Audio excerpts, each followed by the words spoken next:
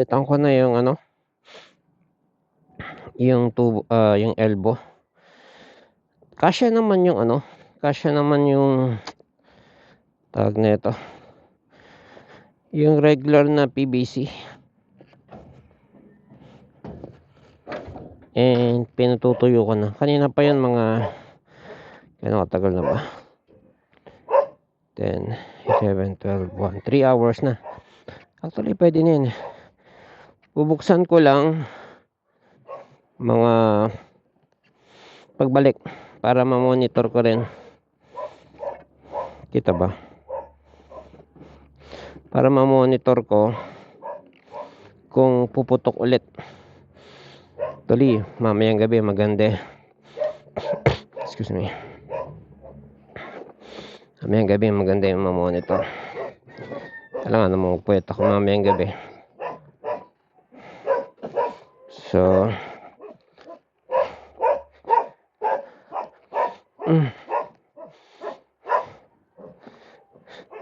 at least mamaya pagbalik namin, ma-monitor ko ng kung tutulo siya o kung sasabog siya o hindi. Kasi yung nabili ko sa Shopee, cheap quality. Sabi ka, cheap quality yung PVC. Yes, okay, thank you.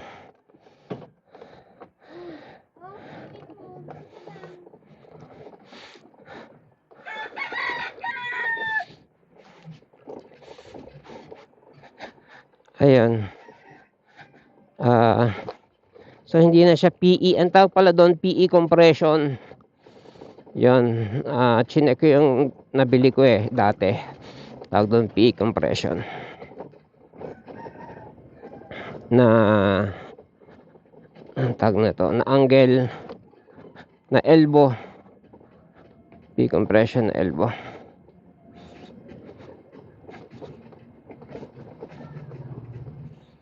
Yun natin kung ma-survive nyo. Malakas kasi pressure dito, lalo na sa madaling araw. Tubig dito. And dagdag mo pa pag nagre-repair sila. Excuse me. So ayan, serve natin mamaya.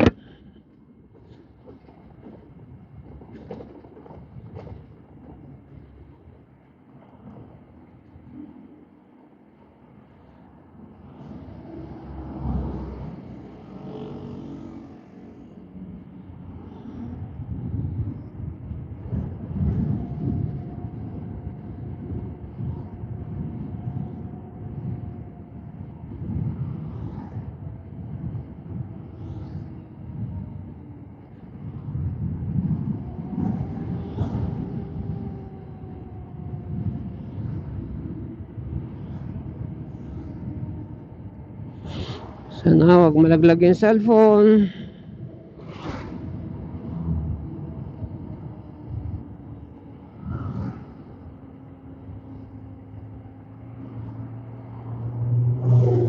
Bigpit naman. Whoop!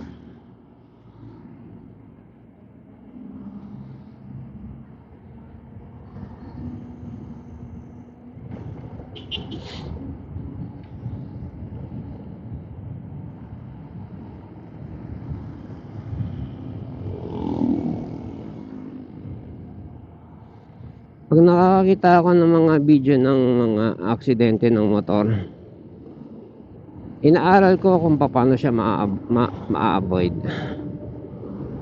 Actually si teacher, marami siyang mga pina-forward. May mga aksidente siyang pina-forward sa akin.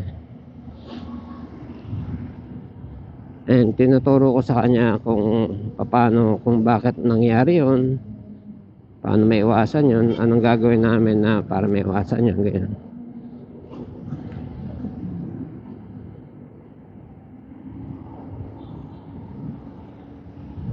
Usually mga nagmamadali or careless, ganyan,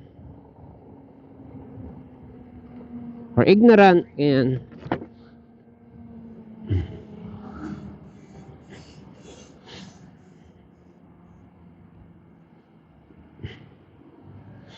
Hindi ko pala na-check yung tire pressure nito.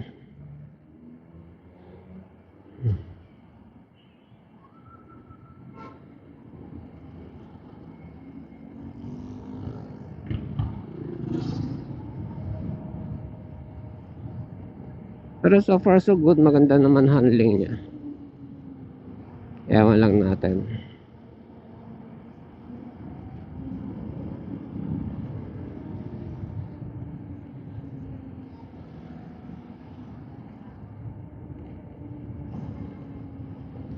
Ay, di ko pala na-upload yung ano ko.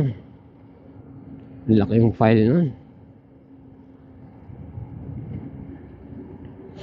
Experiment ko yung mga inedit ko, mga naputol-putol na video inedit ko.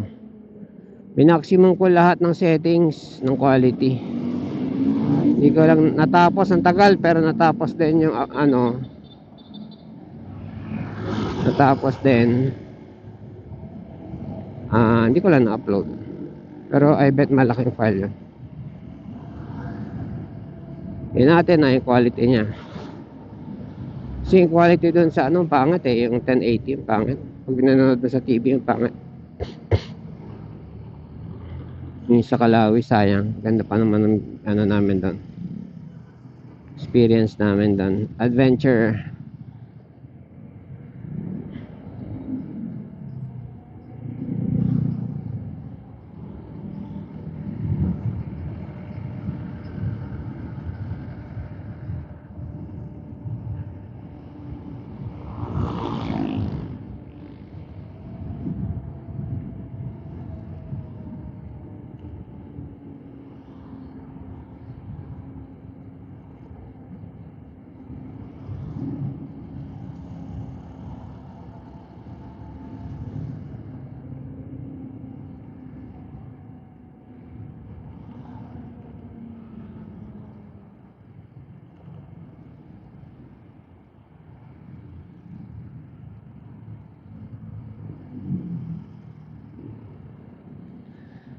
Meron siyang sample na sinansa na video.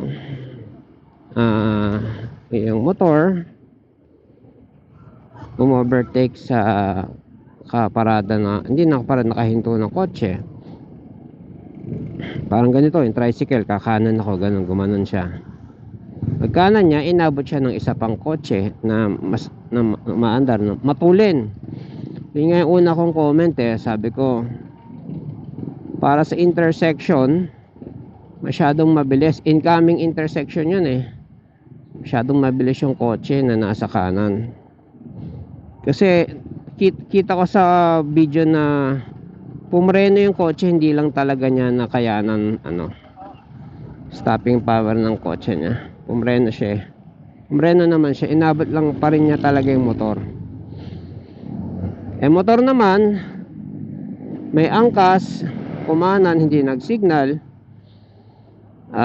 hindi lumingon.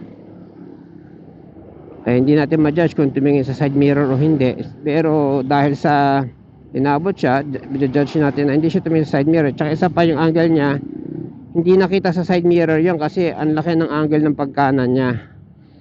Ganon. Hindi rin siya lumingon. Kita naman sa camera kung lumingon o hindi. Yung angkas niya, hindi rin sumenyas. Si teacher, ine-educate ko sa kanya.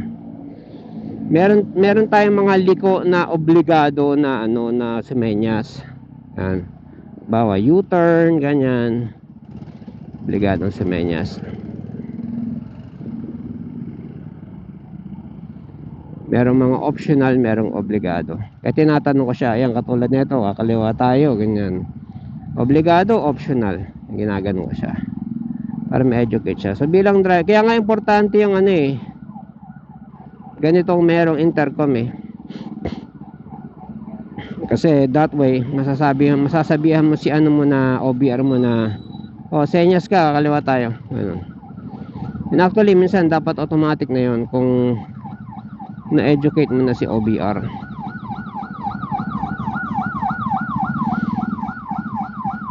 Yung katulad niyang ganyan.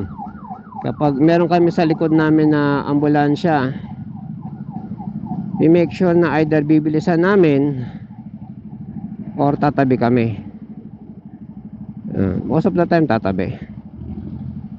Pag ako lang mag-isa, maluwag ang daan, minsan binibilisan ko, pero usually not worth the risk, tumatabi na lang ako.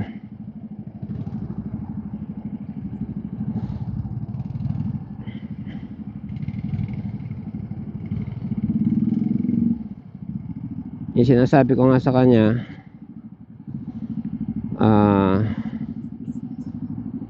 teamwork yung OBR, angkas tsaka driver. Laging teamwork yan.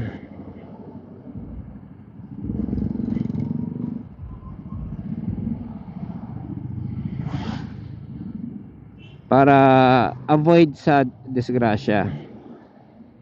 Avoid hindi sisihan sa oras ng disgrasya. Ganon.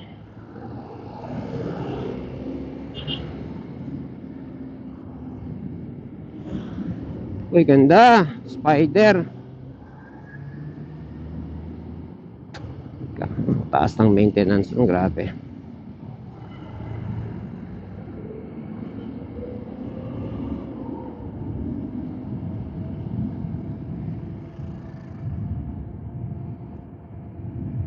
Kaya para sa akin, yung speed na gagawin mo, you have to be ready to brake kung may emergency sa kind of speed na gagawin mo.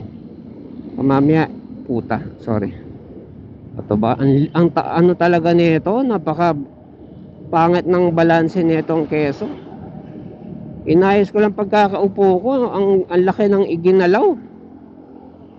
Mataas kasi, tinaasan ko eh. Yun ang mga sacrifice doon. Oh well, kailangan yan dahil kadena yun kailangan yun dahil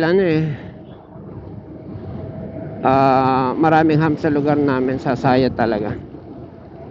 Tsaka mas sa akin yung height kaysa sa baba, para sa mga lubak na nadadaan dito sa Pilipinas. Importante yung height well, lahat may kapalit.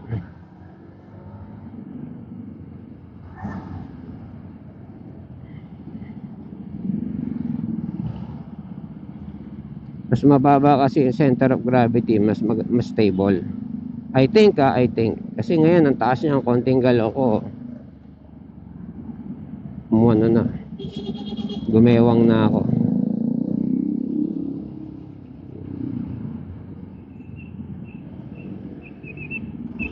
Anong motor to? Gixxer?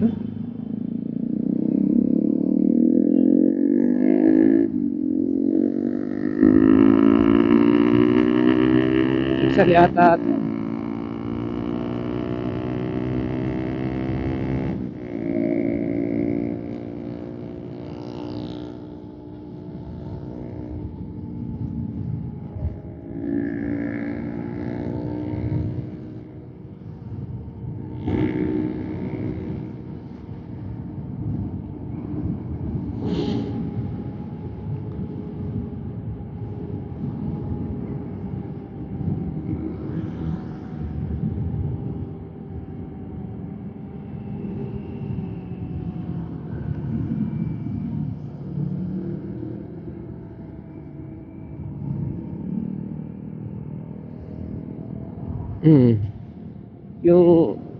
Yung preno ko sa harap, happy na ako doon kasi malaki siya, yung plato, yung rotor. Tapos yung rotor niya nakatornilyo sa sa mags. Tapos inner yung preno, 2-pot. Happy na ako doon. Hindi ko na kailangan i-upgrade. Hindi ko na lang talaga kailangan magtulin masyado. Yun na lang goal ko. Kasi nga naranasan ko na napatunayan ko na malakas yung preno sa likod. And hindi siya safe pigain na siya alone. Dahil talagang naranas ko yung sayaw ng gulong, sayaw ng motor kapag emergency braking tapos medyo mabilis ka, dahil kumaskas yung gulong sa likod sa lakas ng preno. Emergency brake, kailangan talaga laging sabay sa emergency braking. Kaya nga ako, kahit ordinary braking lang, As much as possible, pinapractice ko yung ano, putek. Katulad niyan, sample. Yan, as much as possible, kahit hindi emergency, pinapractice ko yung sabay. Yan. Naka-signal pa pala ako sa kanan.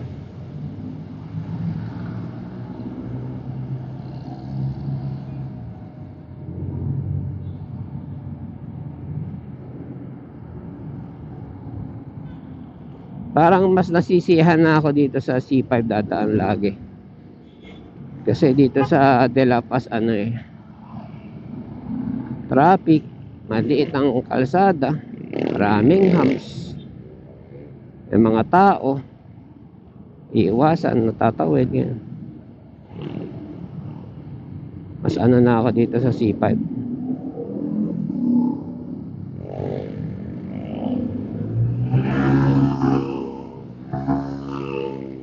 So by this time pwede na raw pwede na dumaan sa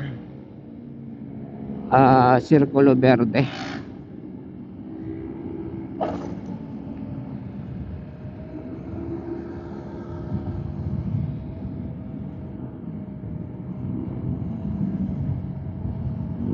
Sadya ba yun o hindi niya alam malalaglag na yung bag niya?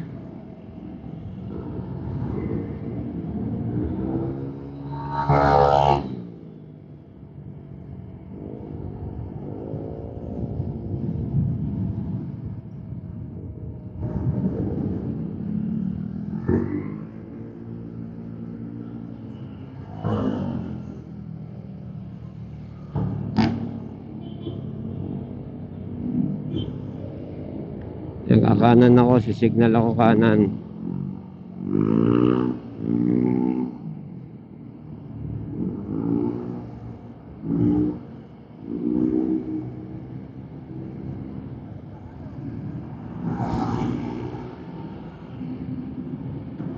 Ang hirap sumignal. Gusto ka siya signalan, malalaglag na yung bag niya. Patali ba sa kanya?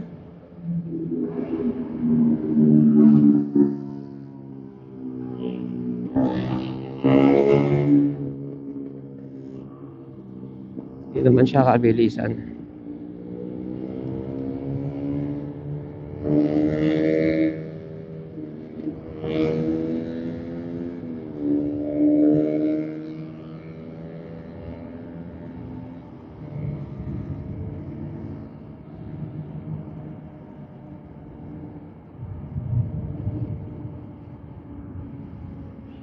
Nanood ako ng The Peacemaker of si Nicole Kidman tsaka kalimutan ko yung lalaki.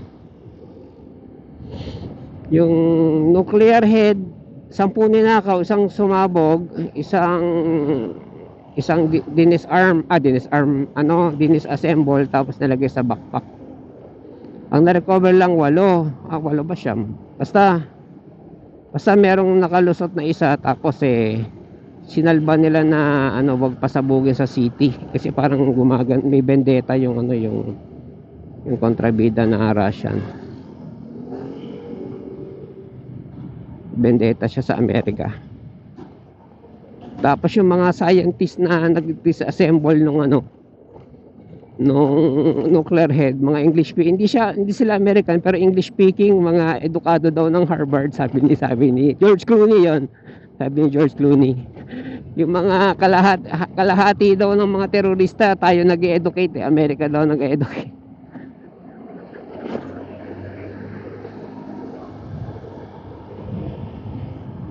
Para siyang, hindi ko alam kung nationality niya, hindi ko alam kung Indian siya o ano, yung nag-disassemble.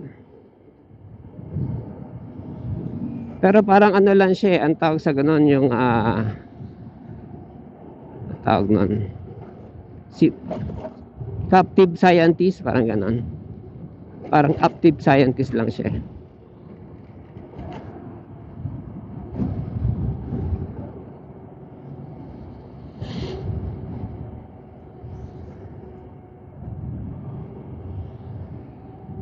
Nakakatulugan ko. Pero alam ko na, ilang panood na ako nun. George Clooney.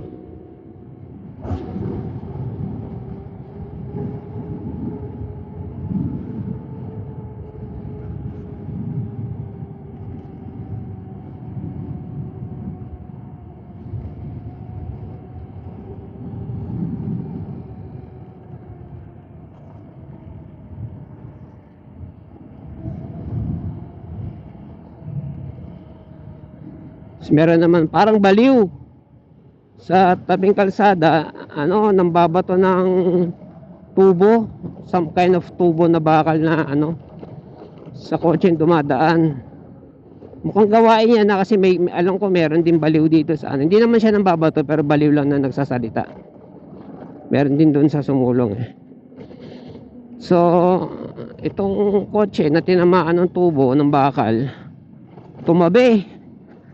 Yung baliw, salita pa rin ng salita, baliw eh. Parang may kaaway ganyan. Pero pumasok na. Ginawa nung driver ng kotse. Hindi ko alam ano salita nila, parang Ilocano, ewan ko. Ginawa ng driver ng kotse. Tumabi, bumaba. Binitbit yung pambira ng ano, ng jack. Mahaba yung pambira ng jack niya eh. Ginantihan niya yung bahay ng ano, parang tindahan, parang bahay tindahan. Ginantihan niya, pinagbabasag niya yung mga salamin. Eh, wala na siya magagawa. Eh, baliw yung ano eh. Nag-itcha sa kotse na ng bakal eh. Tsaka wala nang ibang tao. So, ang tagal niya doon. Pinagpapalo niya yung mga ano, hahampas niya yung mga bintana. Basag yung mga bintana. Siguro, inaantay niya may lumabas ng matino na mananagot. Eh, wala. Hindi sakay siya ng kotse. Pero, kumbaga, title dun sa video, parang nakahanap ng katapat yung baliw na ng babato.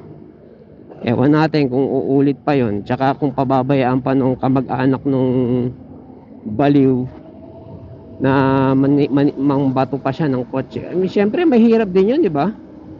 Ikaw, kamag-anak mo baliw, mahirap mag-control ng baliw, kaya hirap mag-control. Ano, itatali mo, eh di lalo kang na controversy, ano niyan, di ba? Tinali mo yung baliw, paano itatali? Kakadenahan mo, mahirap yun. Hindi ka naman qualified mag ano ng baliw eh, ng tao eh, ng ano. Sa mental hospital nga eh. Kami dun sa gym namin ng martial arts, Aikido,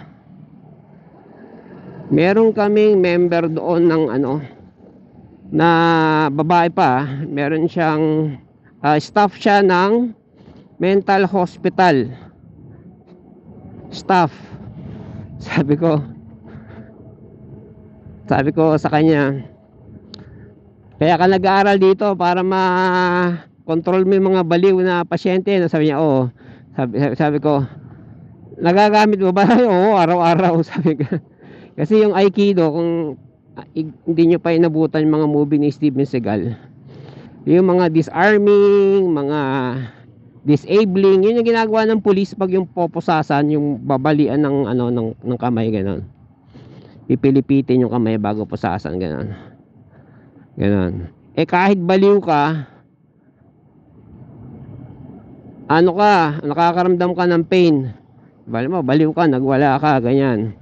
Pag pinilipit yung kamay mo, whether pumalag ka or hindi, pag pumalag ka, bali yung kamay mo. Pag nakaramdam ka ng pain, kahit baliw ka, matitigilan ka. Ngayon, kung talagang sobrang wild mo, yung adrenaline mo, ay pasensyaan. Sasabihin lang ng staff, ma'am, nagwala po. Sir, nagwala po yung kamag-anak nyo, yung pasyente nyo. Kaya dinisable po namin. Kaya nananakit na po ng ibang diba?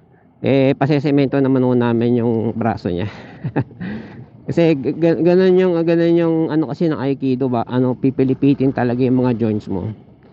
Mababalian ka niya mula daliri, kalingkingan, wrist, elbow, balikat, yan, tuhod, yan, ankle, namabali ba kami ng ankle pag napunta na sa ground, pero hindi masyado, more on kami talaga. Leeg, yan.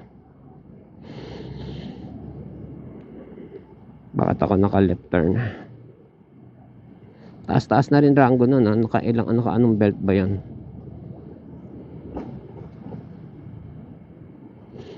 Philippine Combat. Dati yung Philippine Combat Aikido kay Gabilienyo. Nandoon pa kaya yun? Parang nandoon pa rin siya sa Farmers. Eh parang dinidemanda siya ng Aikido at saka nirereklamo siya ng legit na Japanese Aikido. Kasi Aikido siya ng Japanese, parang di yata siya nag black belt. or hindi niya dinala kasi yung pangalan ng Aikido kasi ayaw niya ng traditional Aikido na masyado daw malamya. So ginawa niyang combative, kaya ang pangalan Combat Aikido. Ngayon, the fact na ginamit yung word na Aikido, hindi pumapayag yung mga Aikido Association of the Philippines, keme ganun. Palit siya. Kaya ngayon, the last na punta ko doon, ang pangalan ng club is Tapondo. Ganun, tapon, kasi itatapon mo parang judo, di ba? Tapondo. Ewan ko kung buhay pa yon.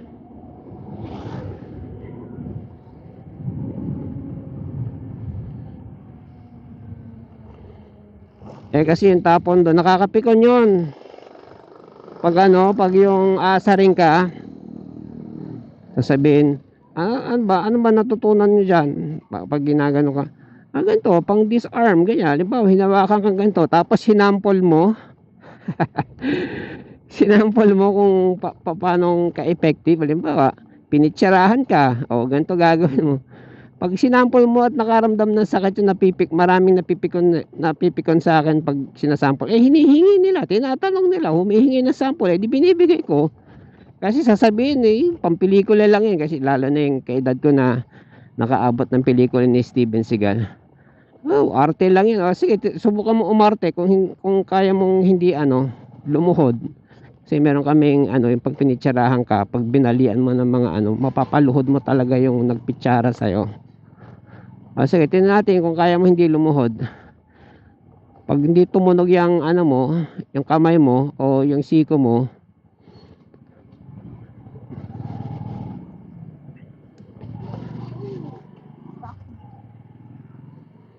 sabihin mataas ang pain mo. Kaya ang problema, pag mataas ang pain mo, chances are lulusot yung buto mo. Kasi yan ang niya. Yan ang technique niya. Babalian ka ng pipilipitin niya yung mga angle joints mo. Kuya, for the first time hindi hindi na tawag nito.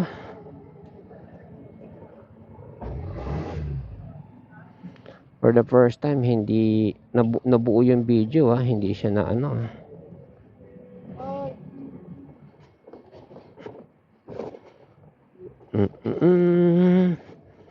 Anong oras ako tinawagan ni teacher? 11. Tapos anong oras na? 1:30.